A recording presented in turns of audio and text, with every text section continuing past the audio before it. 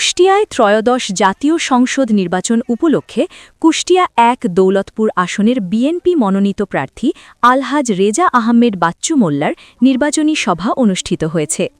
কুষ্টিয়া দৌলতপুর থেকে আব্দুল আলিম সাচ্চুর প্রতিবেদনে দেখুন বিস্তারিত। শনিবার সকাল থেকে সন্ধ্যা পর্যন্ত উপজেলার আড়িয়া ইউনিয়নের বিভিন্ন ওয়ার্ডে এই সভা অনুষ্ঠিত হয়। এতে প্রধান অতিথি হিসাবে উপস্থিত ছিলেন ধানের শীষের প্রার্থী, উপজেলা বিএনপির সভাপতি ও সাবেক সংসদ সদস্য আলহাজ রেজা আহমেদ বাচ্চু মোল্লা।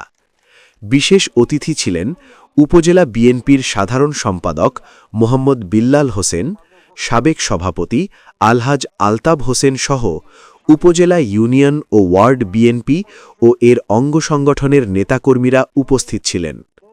এ সময় প্রধান অতিথির বক্তব্যে রেজা আহমেদ বাচ্চু মোল্লা বলেন, বিএনপি আগামীতে সরকার গঠন করলে ফ্যামিলি, কৃষি ও স্বাস্থ্য কার্ড সহ এলাকার ব্যাপক উন্নয়ন করা হবে।